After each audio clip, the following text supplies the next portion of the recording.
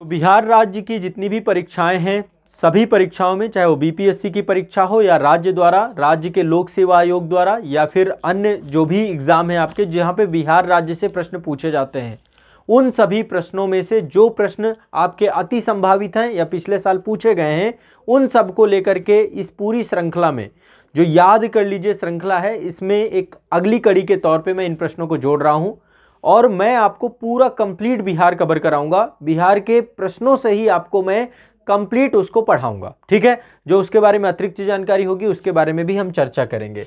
तो पिछले सेशन में मैंने काफ़ी क्वेश्चन इतिहास के करवाए थे, 11 क्वेश्चन आपके करवा दिए थे। आज इसके आगे के क्वेश्चन हम लोग करेंगे और आप लोग इसमें सहभागिता जरूर अपनी दर्ज कराएंगे। सभी छात्र साथ साथ में मेरे पार्टिसिपेट जरूर करेंगे। छात्रों को पार्टिसिपेट करना बहुत ज़रूरी है। साथ में जो भी क्वेश्चन आपके सामने आए उस क्वेश्चन का आंसर भी आप देंगे, ठीक है। तो ये आपके सामने क्वेश्चन है मध्यकाल में बिहार शरीफ नगर महत्वपूर्ण रहा है, ठीक है। बिहार शरीफ नगर को लेकर के ये क्वेश्चन है आपका। तो एक बार जो है आप लोग इसमें क्या आंसर होगा बताएं। यहाँ पे आंसर लिखा हुआ है व्यापार केंद्र के रूप में, विद्या के केंद्र के रूप में, प्रशासनिक केंद्र के रूप में, धार्मिक केंद्र के रूप में। किस रूप में बिहार शरीफ जो है आपका मध्यकाल में महत्वपूर्ण केंद्र के तौर पे था, ठीक है, ये आपको बताना है। मध्यकाल में बिहार शरीफ नगर महत्वपूर्ण रहा है, ठीक है, बताएं सभी लोग, ठीक है। माफ करिएगा, यहाँ पे एक मिनट, इसका आंसर आपको यहाँ पे मिलेगा। ये 4 कूट हैं। एक बार फिर से क्वेश्चन को हम देखेंगे, एक बार फिर से क्वेश्चन को आप लोग देखिए। यहाँ पे आंसर नीचे दिए गए हैं, ये है आंसर आपके। मध्यकाल में बिहार शरीफ का नगर महत्वपूर्ण रहा है, ठीक है। अब इन चारों में से कौन सा सही है? देखो ये वाले क्वेश्चन जो होते हैं यही है मल्टीपल चॉइस क्वेश्चंस। यहाँ पे मल्टीपल चॉइस दी गई है, ठीक है। तो यहाँ पे आपको आंसर अब इनमें देख के बताना है। 1 3 सही है, 1 2 3 सही है, 2 3 4 सही है। तो देखो जब इस तरीके के क्वेश्चंस आते हैं तो अभी आप इस वाले सेक्शन को पूरी तरीके से अपने दिमाग से हटा दीजिए कि इसमें क्या है। सबसे पहले आंसर नहीं देखना अभी, पहले शुरुआत में पहले इतने सेक्शन को देखिए और देखने के बाद पहले इसमें से डिसाइड करिए कि क्या सही हो सकता है। जो आपने पढ़ा हो इंफॉर्मेशन तो उसके आधार पे पहले इसमें जाना है आपको। जब आप इसमें से डिसाइड कर लें कि ये सही होगा, ये सही होगा, ये सही होगा, यदि इनमें से 2 आपको पता है, एक पता है कि ये सही है या गलत है, इसके बाद आप इसमें जाइए, क्योंकि एलिमिनेशन मेथड से भी ये क्वेश्चन के आंसर निकल जाते हैं। एलिमिनेशन मेथड मतलब एक पता है तो पता चल जाएगा कि अच्छा इसमें से किसमें से एक है या नहीं है, तो इस तरीके से आप आंसर निकाल सकते हैं। बहुत ईजी होते हैं ऐसे क्वेश्चन, इसमें बहुत ज़्यादा सोचने की आपको ज़रूरत नहीं है, ठीक है। अब चलिए मैं आपको आसानी से थोड़ा सा 2-3 चीज़ें इसके बारे में बताता हूँ। अब ये क्वेश्चन में जानकारी होगी तो निश्चित तौर पे सही कर देंगे, और अन्यथा की स्थिति में माइनस मार्किंग है नहीं तो स्किप भी कर सकते हैं आप। स्किप करने की कोई ज़रूरत नहीं है। बिहार शरीफ, ठीक है, बिहार शरीफ के बारे में आपको पता है। यहाँ पे शब्द जो बिहार है ना, तो बिहार शब्द जो है बौद्ध बिहार और मठों से संबंधित है। किससे जुड़ा हुआ है? बौद्ध बिहार शब्द जो है आपका बौद्ध जितने भी मठ हैं, है ना, बौद्ध बिहार हैं। अब ये आपको पता है 2 कॉन्सेप्ट है, बिहार प्लस चैत्य। एक कॉन्सेप्ट है चैत्य। चैत्य क्या है? पूजा स्थल है। पूजा स्थल को चैत्य कहा जाता है, ठीक है, बौद्ध धर्म में। बिहार क्या है? आवास है, रहने का स्थान है। रहने के आवास को बिहार कहा जाता है, ठीक है, बौद्ध धर्म में। चैत्य पूजा स्थल है और बिहार आपका क्या है? उपासना के स्थल, और बिहार आपका क्या है? आवास स्थल, ठीक है, इस तौर पे है। तो बिहार शब्द बौद्ध बिहार और मठों से संबंधित है। यहाँ पे बहुत सारे बिहार है, बहुत सारे चैत्य हैं, ठीक है। तो बिहार शरीफ के जो क्षेत्र है आपका, ये 3 चीजों के लिए फेमस था। एक तो विद्या केंद्र के तौर में था, प्रशासनिक केंद्र के तौर पे था, और धार्मिक केंद्र के तौर पे था, ठीक है। और यहाँ पर इस क्षेत्र पर पाल वंश के शासक जो थे, जिसका नाम था गोपाल, उसके द्वारा एक विश्वविद्यालय बनाया गया था जिसका नाम था ओदंतपुरी विश्वविद्यालय। ओदंतपुरी विश्वविद्यालय। बिहार देखो लैंड ऑफ नॉलेज ऐसे ही नहीं कहा जाता। बिहार की धरती में चाहे वो नालंदा रहा हो, विक्रमशिला रहा हो, उदंतपुरी रहा हो, ऐसे बहुत सारे विद्या के केंद्र रहे हैं। और साथ ही इस क्षेत्र में चूंकि धार्मिक केंद्र के तौर पे इसको हम देखते हैं, तो शेख सरफुद्दीन याहिया मनेरी की यहाँ पर क्या है? दरगाह है। शेख सरफुद्दीन याहिया मनेरी की दरगाह है बिहार शरीफ में। इस कारण से एक प्रसिद्ध धार्मिक केंद्र के तौर पे है। चूंकि यहाँ पे उदंतपुरी विद्या का केंद्र यहाँ पे, और साथ में ये क्षेत्र पाल वंशीय शासक गोपाल के क्षेत्र के, तो ये प्रशासनिक केंद्र के तौर पे भी ये क्षेत्र रहा है। व्यापार केंद्र के क्षेत्र में इस क्षेत्र के बारे में जानकारी नहीं मिलती, इसलिए इसका आंसर सी सही है। अधिकांश छात्रों ने ये बात कही थी। ठीक है, तो कहने का मतलब ये है कि आप लोग जो है, अब देखो, अब बिहार शरीफ से आपसे कैसे भी क्वेश्चन घुमा फिरा के पूछेगा। एक क्वेश्चन में भी हमने कम से कम 3-4 चीजों को, 3-4 टॉपिक को हमने समझने का प्रयास किया। ठीक है, बिहार चैत्य और बिहार से यूपीएससी में भी कई बार क्वेश्चन पूछा चुका है कि चैत्य क्या होते हैं, बिहार क्या होते हैं। तो इस तरीके से यदि चीजों को हम करेंगे तो हम लगातार चीजों को समझते चले जाएंगे। ठीक है, अब यहां पर देखिए यही सेम चीज, अब यहां पे क्वेश्चन आप देखेंगे, आगे के क्वेश्चन कुछ रिपीटेड भी मिलेंगे। जब तक आप पिछले साल के क्वेश्चन को थोड़ा सा गौर से देखेंगे, आप पाएंगे कि हाँ ठीक है, ये मूल रूप से बिहार शब्द का अर्थ क्या है। अब ये मैंने आपको पहले ही बता दिया था, डिस्कस कर दिया था कि बिहार का मतलब क्या है। अब इस क्वेश्चन में कुछ नहीं करना है।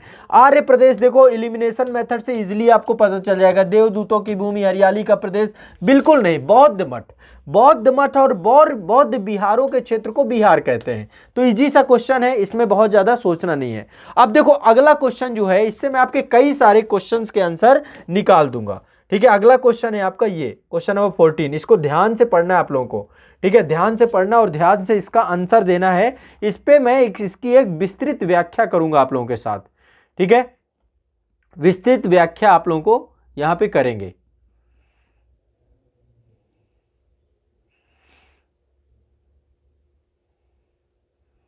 बताइए, बहुत अच्छा सा क्वेश्चन है, बहुत इजी है, लेकिन इसके बारे में हम थोड़ा सा डिटेल में देखेंगे। और चूंकि ये देखो सबके बच्चों के भी रटा होगा ये। ठीक है, जगदीशपुर में विद्रोह हुआ था, 1857 की क्रांति हुई थी बिहार में, और 1857 की क्रांति में बिहार में जगदीशपुर में कुंवर सिंह के द्वारा जो है यहाँ पर नेतृत्व किया गया था। ठीक है, और बिहार के आरा जिले से जुड़े हुए हैं ये। कहाँ से? आरा जिले से, बिहार के आरा जिले से जुड़े हुए हैं। 1857 की क्रांति का विद्रोह किया। कहां पे किया? जगदीशपुर में किया। तो अंग्रेजों के विरुद्ध विद्रोह का झंडा बुलंद करने में सबसे महत्वपूर्ण योगदान किसका था? सबसे महत्वपूर्ण योगदान कुंवर सिंह का था। ठीक है, और इसी कारण से कुंवर सिंह को बिहार का सिंह कहा जाता है। क्या बोला जाता है इनको? बिहार का सिंह कहा जाता है इन्हें। बिहार का सिंह नाम से भी इनको जाना जाता है। अब कुंवर सिंह के बारे में 2-3 चीजें मैं आपको अब बताऊंगा। ठीक है, सबसे पहली चीज आपको ध्यान में रखना है, सबसे पहली चीज अंग्रेजों से इनकी जो है एक व्यापक, काफी लंबे समय से इनकी जो लड़ाई हुई, उनमें से एक सेनापति थे जिसका नाम था विलियम टेलर। ठीक है, William Taylor. William Taylor, William Taylor से जब इनकी जगदीशपुर में गृहनगर में लड़ाई हुई, काफी लंबा जो है, तो उसी समय, उसी लड़ाई में, उसी युद्ध में ये बुरी तरीके से घायल हो गए, पराजित हो गए, और 9 मई 1858 को वीर गति को प्राप्त हुए। 9 मई 1858 को, ठीक है, वीर गति को प्राप्त हुए। तो भारत में देखिए बहुत सारे ऐसे उदाहरण हैं, है ना, कि हम भगत सिंह की बात करते हैं। भगत सिंह के साथ जो पूरी हिंदुस्तान सोशलिस्ट रिपब्लिकन पार्टी के मेंबर थे, उत्तराखंड में देव सुमन जैसे लोग, ऐसी बहुत बड़ी श्रृंखला है जिन्होंने देश की आज़ादी को लेकर के, उन्हीं में से एक नाम वीर कुंवर सिंह का भी जुड़ता है। ठीक है, तो देहांत की इनकी तिथि जो है वो 26 अप्रैल 1858 की थी, और मृत्यु के बाद इनका भाई थे अमर सिंह।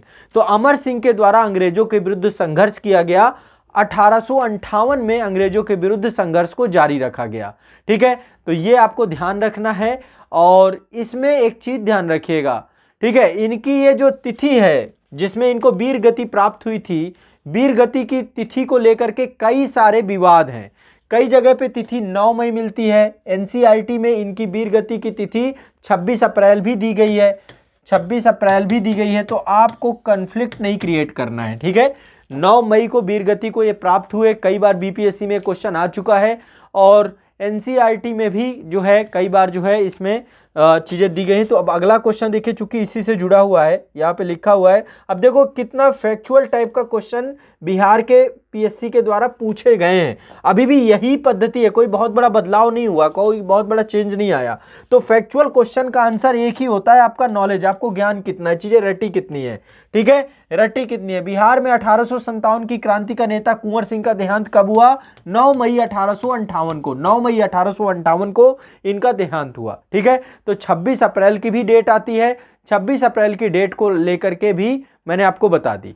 अब देखो इसमें से बहुत जो है आसान से क्वेश्चन है, कोई बहुत ज़्यादा इंपॉर्टेंट चीज़ें नहीं है। अगला वाला यदि आप क्वेश्चन देखेंगे, कुंवर सिंह कहाँ के राजा थे? ठीक है, ये क्वेश्चन आपका 55वीं बीपीएससी में पूछा गया था, तो जगदीशपुर के राजा थे।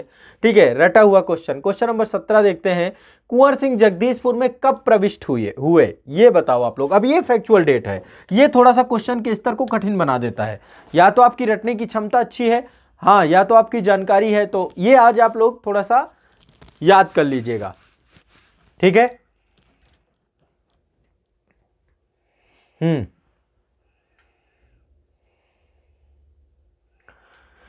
देखो अब फैक्चुअल टाइप का है तो ये सिर्फ रटने से याद होगा। ठीक है, 22 अप्रैल 1858 बिल्कुल ये डेट है।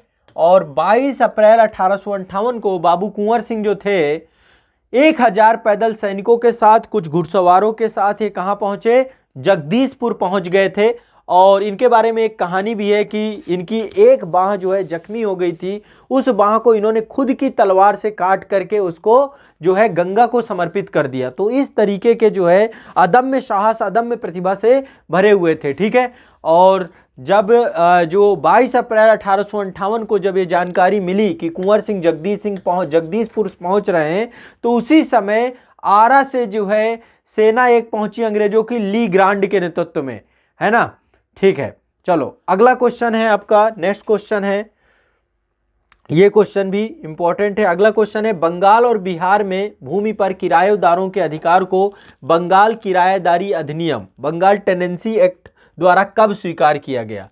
तो ये भी फैक्चुअल क्वेश्चन है। देखो फैक्चुअल क्वेश्चन है, आपको पता होना चाहिए कि बंगाल किराएदारी अधिनियम कब पारित किया गया। ठीक है, तो जमींदार और काश्तकारों की भूमि से संबंधित जो अधिकारों को लेकर प्रख्यापित करने वाला कानून था बंगाल किराएदारी अधिनियम, ये कब बना? तो इस तरीके से प्रश्न पूछा गया है। आप लोग एक बार बताएं, ये फैक्चुअल डेटा है, आएगा। अब ये देखो बहुत पुराना क्वेश्चन नहीं है आपका, ये क्वेश्चन आपका 64वीं बीपीएससी में पूछा गया है। ठीक है, 64 बीपीएससी में ही ये क्वेश्चन आपका पूछा गया है, 64 बीपीएससी में पूछा गया। तो इसका सही आंसर देखो 1885 है। बंगाल किराएदारी अधिनियम 1985 में आया था। बंगाल और बिहार की भूमि पर किराएदारों के अधिकार को स्वीकार किया गया था। तो बंगाल और बिहार की भूमि पर किराएदारों के अधिकारों को स्वीकार करने के उद्देश्य से बंगाल किराएदारी अधिनियम 1985 लाया गया था। ठीक है, ये रटने वाला क्वेश्चन था और आपको निश्चित तौर पे इसके बारे में, अब देखो एक क्वेश्चन थोड़ा सा ये भी बड़ा फैक्चुअल क्वेश्चन है, ऐसे ही क्वेश्चन आपके पूछे जाते हैं। 1904 में देवघर में गोल्डन लीग की स्थापना ब्रिटिश का बहिष्कार और स्वदेशी आंदोलन की प्रगति के लिए की गई थी। अब शायद देखो ये चीज आपको हार्डकोर, ये बहुत पुराना क्वेश्चन एग्जाम नहीं, पिछले ही एग्जाम में पूछा गया था, 66 बीपीएससी का री एग्जाम हुआ था। तो यहाँ पे अब ये सारी चीजें है ना, जब तक आप डिटेल से नहीं पढ़ेंगे तो शायद चीजों को नहीं कर पाएंगे, इसलिए थोड़ा सा इसको आपको ध्यान में रखना है। ठीक है, गोल्डन लीग की स्थापना कहां पे हुई थी? यहां पे लिखा 1904 में देवघर। देवघर देखो अभी झारखंड में पड़ता है इस समय। ठीक है, लेकिन जब बात 1904 की है तब ये बिहार ही था, झारखंड तो सन 2000 में अलग हुआ है ना। तो बहुत आसान है आंसर, चूंकि बिहार है तो डी यहाँ पे ऑप्शन बिहार ही है। तो गोल्डन लीग की स्थापना की गई थी और इसका उद्देश्य था ब्रिटिश का बहिष्कार करना, स्वदेशी आंदोलन की प्रगति करना। भागलपुर में आंदोलन की शुरुआत 1906 में हुई थी, जहां पर सुरेंद्र नाथ बनर्जी और उनके समर्थकों के द्वारा स्वदेशवाद पर व्याख्यान दिया गया था और इसका समर्थन किया गया था। तो डी नंबर जो आपका है इसका सही आंसर है। बिहार में जो है क्या था, ये गोल्डन लीग की स्थापना हुई थी और सुरेंद्र नाथ बनर्जी भी इस आंदोलन से जुड़े हुए थे। ठीक है, अगला क्वेश्चन आपका बहुत ही आसान क्वेश्चन है, रटा होगा हर एक बच्चे को, और ये कई बार रिपीटेड क्वेश्चन है, मल्टीपल टाइम रिपीटिशन इस क्वेश्चन का होता है, और सबको पता है कि एक पर्सन है जिसका नाम है राजकुमार शुक्ल। कौन नहीं जानता होगा। देखो बिहार का ये वीर, समझ लीजिए बिहार वाले लोगों में बहुत कुछ खास है, बहुत खास है बिहार के लोगों में। ठीक है, बिहार के लोगों में से ही ये था जिसने गांधी जी वैसे दक्षिण अफ्रीका में भी जो है सत्याग्रह करके आए, लेकिन बिहार की धरती से उनका पहला प्रयोग प्रारंभ हुआ। ठीक है, तो राजकुमार शुक्ल ने महात्मा गांधी से मुलाकात की थी लखनऊ में, और चंपारण आने का अनुरोध किया था। अब इसके लिए देखो मैं भी आया था चंपारण, अभी आप लोगों के पूर्वी चंपारण पहुंचा था, वहां से मैंने जहां पे महात्मा गांधी आए थे उसी जगह से एक शूट किया है भारत दर्शन का। तो आप लोग वो वाला वीडियो जरूर देखिएगा, आजाद आईएएस एकेडमी में पब्लिक है वो वीडियो। मेरा आप लोगों से आग्रह है, बिहार के जितने भी लोग मुझे देख रहे हैं, आप लोग कम से कम उस वीडियो को जरूर देखिएगा जो बिहार के चंपारण में जाकर के मैंने शूट किया है। ठीक है, आप लोगों ने देखा भी होगा, वहां से आपको बहुत सारी चीजें सीखने को मिलेंगी। वहां पे मैंने पूरे जितने गांधी जी के सत्याग्रह है सारा कुछ समझाया है। ठीक है, तो बिहार के चंपारण का ये वीडियो जरूर देखिएगा, वहां पे गांधी मैदान भी है पूर्वी चंपारण पे, वहीं पास में ही। ठीक है, तो चंपारण में गांधी जी को आमंत्रित किया किसने? राजकुमार शुक्ल ने। ठीक है, और गांधी जी ने जो है आपको शायद पता हो कि गांधी जी चंपारण किसान आंदोलन का नेतृत्व करने के लिए पहुंचे थे, और 10 अप्रैल को महात्मा गांधी पटना पहुंचे थे, और 9 अप्रैल को उस समय कलकत्ता में थे, और कलकत्ता से ही 10 अप्रैल को पटना, और पटना से चंपारण पहुंचे थे। ठीक है, 1917 की बात है, ये 1917 की बात है। ये चीज आपको रट लेना है, ये सबको पता है। ये क्वेश्चन एक जो है कई बार पूछा जाता है आपका कि गांधी जी के साथ में कौन था। ठीक है, तो ये आपको बताना है कि इसमें गांधी जी के साथ कौन था। रटा हुआ है कि भी बिहार के किस नेता ने गांधी जी को किसान आंदोलन नेतृत्व किया? राजकुमार शुक्ल। देखो अब राजकुमार शुक्ल के बारे में ये क्वेश्चन नहीं आप लोगों को, यदि आप में से बहुत सारे लोगों को 22 नंबर क्वेश्चन नहीं पता होगा। ठीक है, 22 नंबर क्वेश्चन तो नहीं पता होगा। और एक चीज और बता दूं, जो राजकुमार शुक्ल है पूर्वी चंपारण से नहीं था, राजकुमार शुक्ल पश्चिमी चंपारण जिले से था। ठीक है, पश्चिमी चंपारण से। तो पश्चिमी चंपारण जिले में एक जगह है मुरली भरावा जिला। ठीक है, रट लो आज इस बात को सभी लोग, मुरली भरावा जिला। देखो ये भी फेमस हो गया, एक व्यक्ति जब कहीं पर थोड़ा सा, तो मुरली भरावा जिले से थे राजकुमार शुक्ल। तो गांधी जी से लखनऊ में मुलाकात किया, चंपारण आने का इन्होंने अनुरोध किया था। चंपारण पे ही महात्मा गांधी ने तिनकठिया प्रणाली के खिलाफ, नील की खेती के खिलाफ, नीलहों के खिलाफ जो है एक आंदोलन चालू किया था, जो कि शोषणकारी तिनकठिया प्रथा को चला रहे थे। तो मुरली भरावा, मुरली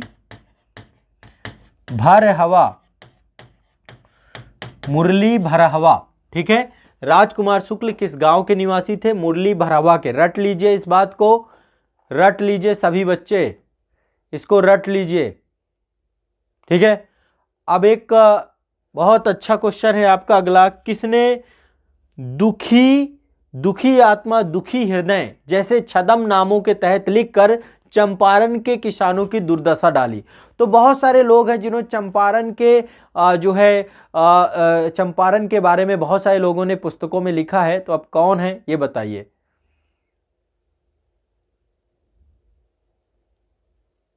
हाँ,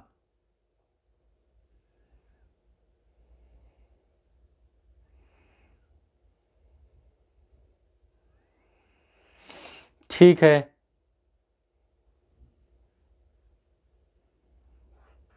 ठीक है, सब आप में से काफी लोग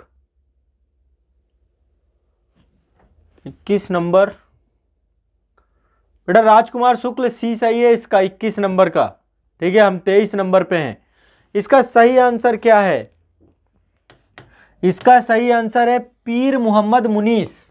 ठीक है, इसने कई किताबें लिखी हैं पीर मोहम्मद मुनीस ने। ठीक है, एक किताब का नाम इसके अंधेर लिखी है इसने 13 मार्च 1916 को। ठीक है, एक पुस्तक है अंधेर, यदि इसका नाम पूछा गया है, बहुत पुराना क्वेश्चन नहीं है, 2015 में ही आया है आपका। ठीक है, तो अंधेर एक पुस्तक है। दूसरी पुस्तक है चंपारण की दुर्दशा, चंपारण की दुर्दशा, चंपारण की दुर्दशा। ठीक है, और एक पुस्तक और है इसकी जिसका नाम है बाई दुखी हृदय, है ना। तो ये जो है चंपारण के किसानों की दुर्दशा पर है, दुखी आत्मा दुखी हृदय, ये चंपारण की दुर्दशा, अंधेर, इसमें जो है इन्होंने प्रकाश डाला है। और साथ में इन्होंने हिंदू मुस्लिम एकता पर भी लेख लिखा है। महात्मा गांधी के हिंदू मुस्लिम एकता पे किए गए कामों पर भी पीर मोहम्मद मुनीश के द्वारा लिखा गया है। अब चलिए, ये भी एक बहुत ही बड़ा जो है कार्य बिहार की धरती में हुआ। किसान आंदोलन जो आज चल रहे हैं, ये भी बिहार की धरती से ही उठे हैं। ठीक है, बिहार की धरती ने ही देश को आंदोलन दिया है, ये समझ लीजिए। ठीक है, तो बिहार की धरती से ही एक आंदोलन उठा है। और ये किसान आंदोलन था, किसके द्वारा प्रारंभ किया गया बताइए? बिहार प्रांतीय किसान सभा का गठन किसने किया? ठीक है, तो बिहार में किसान आंदोलन की शुरुआत करने वाले कौन हैं? स्वामी सहजानंद सरस्वती। सबको पता है, बिहार प्रांतीय किसान सभा की स्थापना इन्होंने की है, स्वामी सहजानंद सरस्वती। ठीक है, स्वामी सहजानंद सरस्वती, रट लीजिए इस नाम को। 1929 में इन्होंने बिहार में प्रांतीय किसान सभा की स्थापना की थी, प्रांतीय किसान सभा की स्थापना की थी।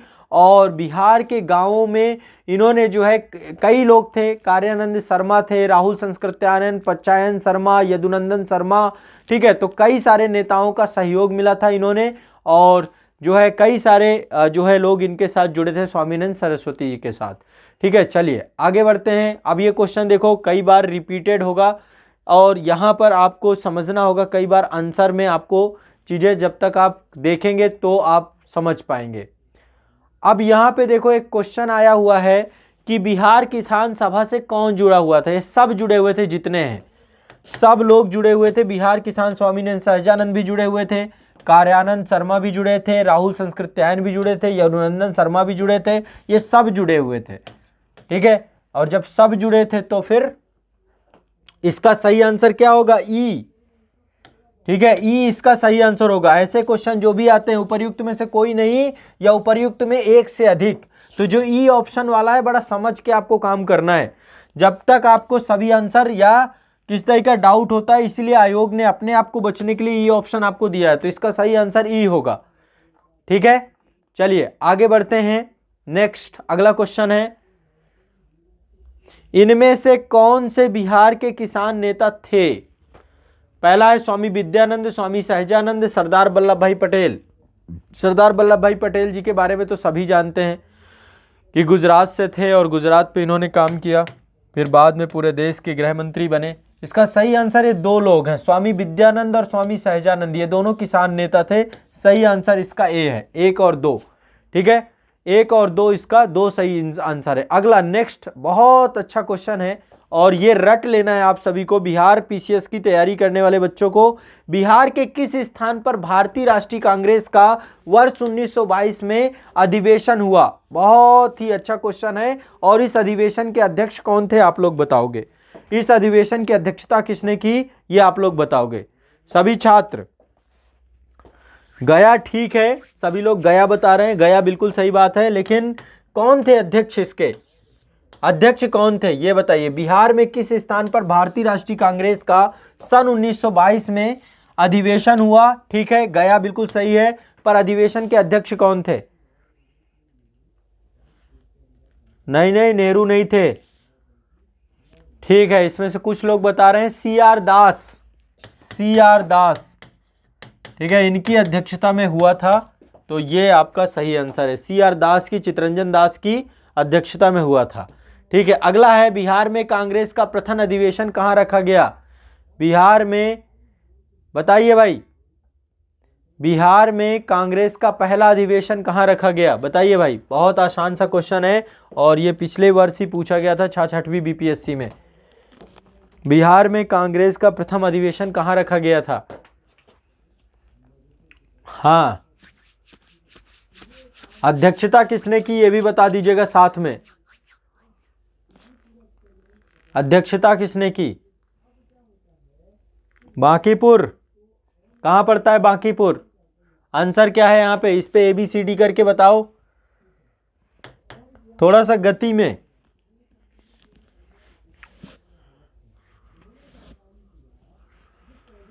हाँ ठीक है, पटना, वेरी गुड, आ गए पटना, बिल्कुल सही है, पटना है। बिहार में कांग्रेस का प्रथम अधिवेशन कहाँ हुआ था? पटना में हुआ था। कहाँ हुआ था? पटना में हुआ था। कब हुआ था? 1912 में हुआ था, 1912 में हुआ था ये, और ये बांकीपुर में आयोजित हुआ था। ठीक है, बहुत सारे लोग इनका बता रहे हैं, नाम बता रहे हैं। अध्यक्षता रघुनाथ नरसिंह मधोलकर के द्वारा की गई थी। लिख लो, रट लो, रघुनाथ नरसिंह, पहली बार शायद नाम सुना हो आप लोगों ने, मधोलकर के द्वारा की गई थी। ठीक है, किसने अध्यक्षता की थी? रघुनाथ नरसिंह मधोलकर के द्वारा अध्यक्षता की गई थी। तो बिहार में कांग्रेस का प्रथम अधिवेशन कहां रखा गया? पटना में रघुनाथ नरसिंह मधोलकर के द्वारा रखा गया। ठीक है, और यह कांग्रेस का 27वां अधिवेशन था, यह भी आपको ध्यान रख लेना है। इस अधिवेशन के महासचिव कौन थे? सच्चिदानंद सिन्हा। सच्चिदानंद सिन्हा जी के बारे में आप जानते होंगे, ये कौन थे? सच्चिदानंद सिन्हा। देखो, ये बहुत बड़ी बात है। सच्चिदानंद सिन्हा संविधान सभा के कौन थे? अस्थायी अध्यक्ष। और संविधान सभा के स्थायी अध्यक्ष कौन थे? डॉक्टर राजेंद्र प्रसाद। आप लोग एक वीडियो मेरा जरूर देखिएगा, डॉक्टर राजेंद्र प्रसाद जी के घर पे जाकर के मैंने वीडियो शूट किया था। जीरादेई, है ना, जीरादेई पड़ता है ना सिवान में, सिवान जिले में ही पड़ता है जीरादेई। तो मैं डॉक्टर राजेंद्र प्रसाद जी के घर से जाकर के भारत के सभी राष्ट्रपतियों को मैंने पढ़ाया है। तो मैं एक बार आग्रह करूंगा बिहार के सभी छात्रों से कि आज़ाद आईएएस एकेडमी के यूट्यूब पे जाकर के आप लोग भारत दर्शन का वो एपिसोड जरूर देखिएगा। जीरादेई से डॉक्टर राजेंद्र प्रसाद जी के घर से भारत के सभी राष्ट्रपतियों को और उनके जीवन के बारे में मैंने डिटेल से पढ़ाया है, तो आप लोग एक बार उसे भी देखिएगा। तो सच्चिदानंद सिन्हा इसके महासचिव थे और मौलाना मजहरूल हक स्वागत समिति के अध्यक्ष थे इस समय। ठीक है, चलिए अगला चलते हैं। अगला क्वेश्चन फास्ट बहुत जल्दी करेंगे। बिहार के किस वकील ने असहयोग आंदोलन के समय अपनी लाभप्रद वकालत को छोड़ दी? बिहार के किस वकील ने असहयोग आंदोलन के समय अपने लाभप्रद वकालत को छोड़ दी थी? बताएं भाई। ठीक है, किस वकील ने? तो बिहार का कौन सा पर्सन है? सब लोग को पता है, ये तो बड़ा अभी इन्हीं का नाम ले रहा था मैं। इनकी पुस्तक का नाम भी बताएं साथ में। ठीक है, चलिए very good, doctor Rajendra Prasad सही है। कोई बताएगा, इन्होंने एक पुस्तक लिखी है, क्या नाम है उस पुस्तक का? ठीक है, उनका नाम है इंडिया डिवाइडेड। इनकी पुस्तक का नाम है इंडिया डिवाइडेड। इनकी पुस्तक का क्या नाम है? India divided. इनकी पुस्तक का नाम है इंडिया डिवाइडेड। ठीक है, चलिए अगला क्वेश्चन है। अगला क्वेश्चन है आपका 1920-22 के असहयोग आंदोलन के दौरान बिहार में प्रचलित मान्यताओं में से एक यह थी कि उनकी जीत होगी क्योंकि गांधी जी, है ना, 1920-22 के असहयोग आंदोलन के दौरान बिहार में प्रचलित मान्यता, बिहार में एक मान्यता, अब देखो थोड़ा सा क्वेश्चन को घुमा के पूछा है, 2015 में पूछा गया, 67 to 9 बीपीएससी का है। 1920-22 के असहयोग आंदोलन के दौरान बिहार में प्रचलित मान्यताओं में से एक यह थी कि उनकी जीत होगी क्योंकि गांधी जी धर्म के प्रतीक थे, एक निपुण राजनीतिज्ञ थे, अंग्रेजों को हराने का तरीका पता था, अंग्रेजी जानते थे। बताइए बताइए भाई। देखो, गांधी जी का जो सफर, राजनीतिक सफर चालू हुआ है 1917 में बिहार से चालू हुआ है। ठीक है, बिहार से ही गांधी जी ने चंपारण से चालू किया है और चंपारण के बाद महात्मा गांधी अहमदाबाद के मिल मजदूरों के साथ जुड़े और अहमदा के बाद खेड़ा में जुड़े, खेड़ा के बाद फिर असहयोग आंदोलन चालू हुआ। ठीक है, तो यहाँ पे बहुत अच्छा सा, अब देखो आंसर, यहाँ पे बहुत सारे लोग हैं, ठीक है, बहुत सारे बच्चे हैं, अलग अलग आंसर दे रहे हैं। इसमें हराने का तरीका जो ये लिखा हुआ है ना, यहाँ पे देखो गांधी जी एक पॉलिटिशियन थे, ये भी गलत नहीं आंसर। यदि यहाँ पे ई ऑप्शन होता ना तो सही हो जाता। अंग्रेजी भी जानते थे, बट अंग्रेजी जानने वाले बहुत थे भारत में, कोई गांधी अकेले थोड़े थे अंग्रेजी जानते थे। धर्म के प्रतीक तो ऐसा तो था नहीं, कोई पर्टिकुलर धर्म के प्रतीक थे, पर एक पॉलिटिशियन थे, ऐसा नहीं था। गांधी एक सफल राजनीतिज्ञ के तौर पे थे और अंग्रेजों को हराने का एक तरीका पता था। इसका मतलब गांधी जी का सत्याग्रह करने का जो तरीका था, अहिंसा को जो टूल्स बना के उन्होंने काम किया, तो गांधी जी के सत्याग्रह और अहिंसा का जो पूरा माध्यम था, गांधी जी सिर्फ असहयोग आंदोलन क्या था? अहिंसा का आंदोलन था, है ना, एक अहिंसा का आंदोलन था। इसमें वस्तुओं का बहिष्कार और अंग्रेजों द्वारा संचालित किए जाने, उनके द्वारा मदद से चलने वाले जितने भी संस्थान है, चाहे वो विधायिका हो, चाहे न्यायपालिका हो, चाहे कार्यपालिका हो, चाहे सरकारी कार्यालय हो, चाहे स्कूल हो, सबका बहिष्कार किया गया। ठीक है, तो इस कार्यक्रम ने देश में क्या किया? ऊर्जा भर दी, जोश भर दी। तो गांधी जी अंग्रेज, चूंकि आपको पता है कि अंग्रेज इतनी, अभी जैसे कि आपको पता होगा कि बिहार में आरआरबी एनटीपीसी के खिलाफ एक बड़ा आंदोलन चला, शिक्षकों के द्वारा इसमें सबसे महत्वपूर्ण योगदान दिया गया। और अंततोगत्वा आपको पता है, देखिए आप लोग छात्र हैं और छात्रों के साथ होता क्या है कि आप लोग बहुत सीधे साधे लोग हैं। आप लोगों को नहीं पता राजनीति और पॉलिटिक्स किस हद तक जा सकती है। शासन सत्ता में बैठे हुए लोग जितने भी हैं इनको नहीं पता। तो वैसे ही उस दौरान जब गांधी जी थे ना, तो गांधी जी के समय भी यही स्थिति थी। शासन सत्ता में बैठे हुए लोग वो किसी भी तरीके के किसी भी हद तक जा सकते हैं। अभी आपने देखा जो भी घटनाएं हुई, चाहे पटना में, चाहे गया में, चाहे आरा में ट्रेनें जलाई गई, तो ये ट्रेन छात्रों ने नहीं जलाई, छात्रों ने कुछ नहीं किया, पर छात्रों के आड़ में बहुत कुछ हो सकता है। तो इसलिए गांधी जी अहिंसा को, कि जनता की आड़ में शायद अंग्रेजों के द्वारा ही कुछ गलत ना कर दिया जाए, है ना। अभी तो हमारी जनप्रतिनिधि, चुने हुए प्रतिनिधि हमारे बैठे हुए हैं, वो हमें नहीं बख्शते हैं। और उस दौरान समझिए कितना कठिन होता होगा, कैसे देश में आजादी प्राप्त की गई है। आज वर्तमान में एक बात मनवाने के लिए सरकार से आपको 2-2 साल रोड में बैठना पड़ेगा, यह स्थिति है। 2 साल जब आप रोड में बैठोगे, 2 से 3 साल आप परीक्षाओं का इंतजार करोगे, तब जाके आपका एक पेपर होता है जिसका पर्चा भी लीक हो जाता है। फिर आप सुप्रीम कोर्ट, हाई कोर्ट भागते रहते हैं, वहां भी निराश होते हैं और आप अंततोगत्वा जो है आंदोलन के लिए आप परेशान हो जाते हैं।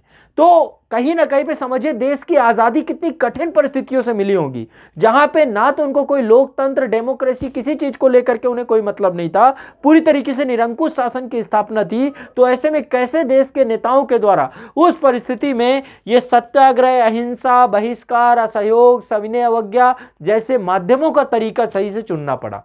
तो सोचिए कितने बड़े गांधी, कितने बड़े ज्ञानी थे। गांधी के बारे में हम कुछ भी बोल देते हैं और इस समय तो बड़ा बवाल भी चल रहा है, कुछ लोग गांधी को गालियां दे रहे हैं, खुलेआम गालियां दे रहे हैं, जो कि सरासर गलत है। ठीक है, उस समय के माहौल में ये लोग नहीं थे जो आज इस आजादी के मुल्क पे हम लोग बैठे हुए हैं, सांस ले रहे हैं।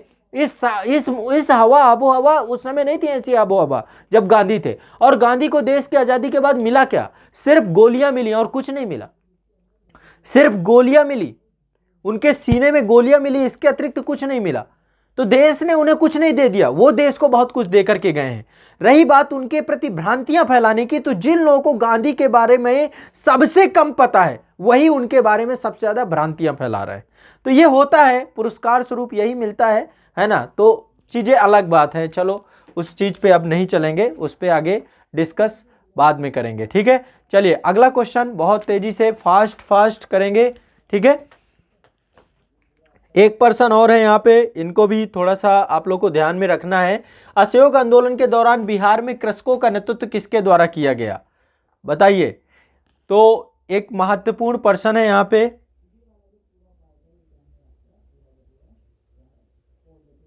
असहयोग आंदोलन के दौरान बिहार में कृषकों का नेतृत्व किसके द्वारा किया गया?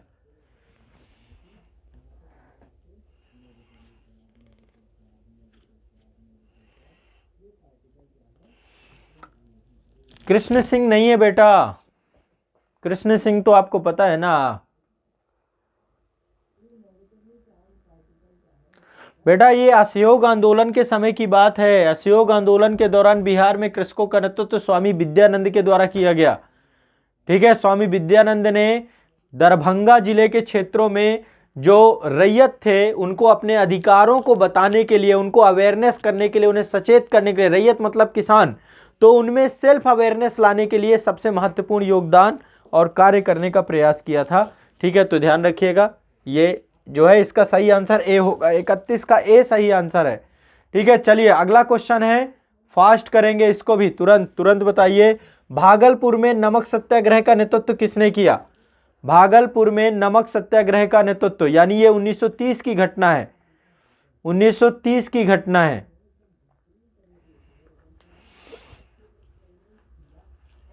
हाँ,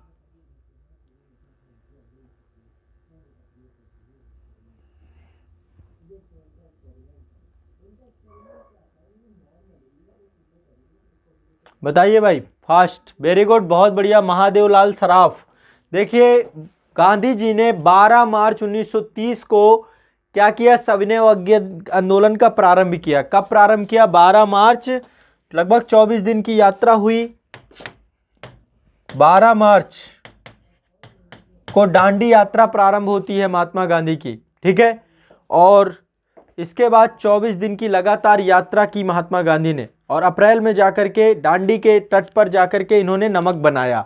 तो बिहार में भी नमक सत्याग्रह प्रारंभ हुआ और 15 अप्रैल को बिहार में भी नमक बनाया गया, ठीक है। कहाँ बनाया गया? जो सारण जिला है, चंपारण वाला क्षेत्र है, यहाँ पर नमकीन मिट्टी से नमक बनाया गया, ठीक है। नमकीन मिट्टी से नमक बनाकर सविनय अवज्ञा आंदोलन का आरंभ किया गया।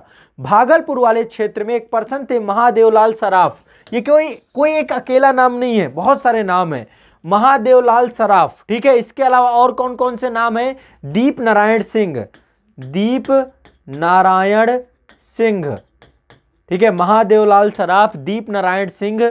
इसके अलावा कैलाश बिहारी लाल, कैलाश बिहारी लाल, कैलाश बिहारी लाल,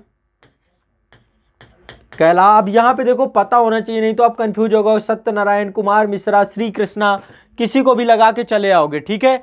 इसके अलावा रामेश्वर नारायण अग्रवाल, ठीक है। रामेश्वर नारायण अग्रवाल, नारायण अग्रवाल, ठीक है। ये कुछ महत्वपूर्ण नाम थे। एक और थे जहरूल हसन हाशमी, ठीक है। जहरूल हसन हाशमी, तो हसन हाशमी साहब थे। तो ये कुछ प्रमुख नाम है भागलपुर में नमक सत्याग्रह का नेतृत्व करने वाले, ठीक है। चलिए अगला क्वेश्चन चलते हैं। ये बिहारी छात्र सम्मेलन का 16वां अधिवेशन कहाँ हुआ? बताइए, बिहारी छात्र सम्मेलन का 16वां अधिवेशन कहाँ हुआ था? बिहारी छात्र सम्मेलन का 16वां अधिवेशन, बहुत, हाँ ठीक है बहुत।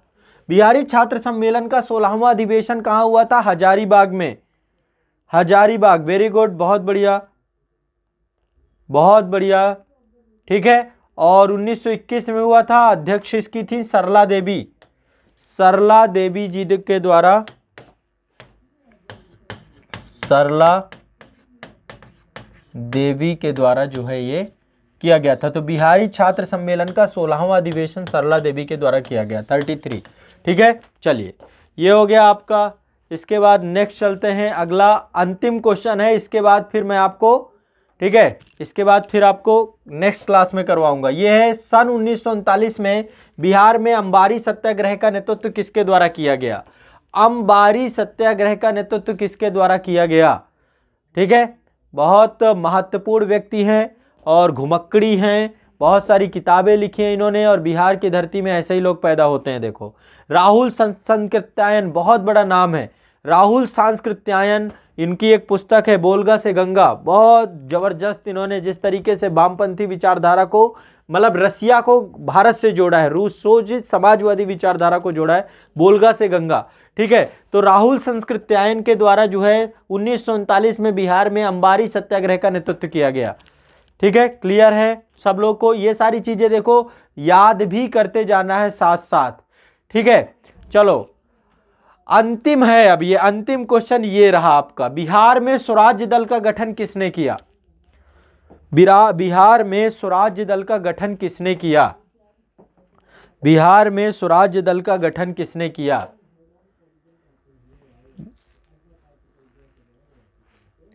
ठीक है, एक चीज तो आपको पता ही है,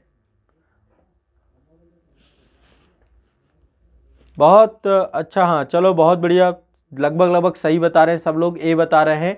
इसका सही आंसर यही है। आपको पता है जब असहयोग आंदोलन असफल हो गया, तो असहयोग आंदोलन की असफलता के बाद एक पार्टी बनी जिसका नाम था स्वराज्य पार्टी। ठीक है, असहयोग आंदोलन के बाद स्वराज्य पार्टी बनी, जिसके जो है ये एक तरीके से ये पार्टी जो स्वराज्य पार्टी थी, इसका गठन मार्च 1923 में हुआ, 1923 पे, मार्च 1923 में हुआ। ठीक है, और इसकी स्थापना CR दास के द्वारा की गई, और साथ में मोतीलाल नेहरू थे, CR दास और मोतीलाल नेहरू, मोतीलाल नेहरू, CR दास और मोतीलाल नेहरू के द्वारा जो है, ठीक है, और मोतीलाल नेहरू इसके महासचिव थे। बिहार में स्वराज्य दल की शाखा का गठन हुआ, जिसके नेता श्री कृष्ण सिंह बनवाए गए, श्री कृष्ण सिंह बनाए गए, श्री कृष्ण सिंह बनाए गए। ठीक है, क्लियर है, स्पष्ट है। चलिए